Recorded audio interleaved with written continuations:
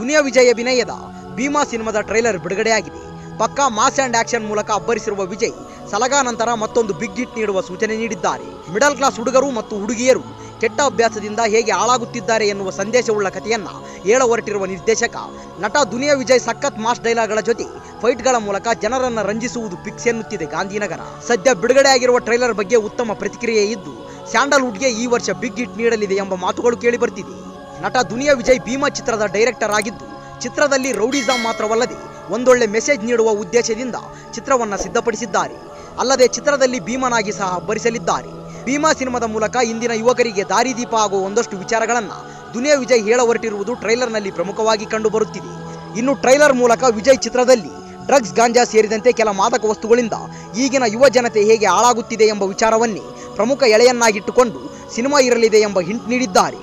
ಅಲ್ಲದೆ ದುನಿಯಾ ವಿಜಯ್ ಚಿತ್ರದಲ್ಲಿ ರೌಡಿಸಂನಲ್ಲಿದ್ದರೂ ಸಹ ಈ ಮಾದಕ ವಸ್ತುಗಳ ವಿರುದ್ಧ ಹೋರಾಡುವ ನಾಯಕನಾಗಿ ಕಾಣಿಸಿಕೊಂಡಿದ್ದಾರೆ.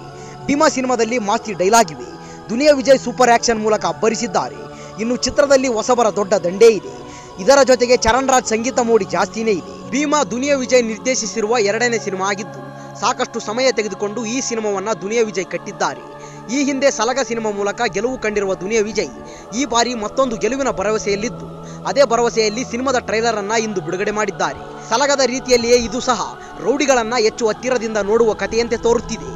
ಸಲಗ ಸಿನಿಮಾದಲ್ಲಿ ರೌಡಿಗಳ ಬದುಕನ್ನ ಹತ್ತಿರದಿಂದ ತೋರಿಸುವ ಪ್ರಯತ್ನವನ್ನ ದುನಿಯಾ ವಿಜಯ್ ಮಾಡಿದ್ದರು. ಬೆಂಗಳೂರಿನ ಗಲ್ಲಿಗಳಲ್ಲಿ ನಡೆಯುವ ರೌಡಿಸಂನ ಕಥೆಗಳನ್ನ ಸಲಗ ಸಿನಿಮಾದಲ್ಲಿ ಹೇಳುವುದರ ಜೊತೆಗೆ ಒಂದು ರಿವೆಂಜ್ ಡ್ರಾಮಾ ಅನ್ನ ಸಹ ಸೃಷ್ಟಿ ಮಾಡಿದ್ದರು.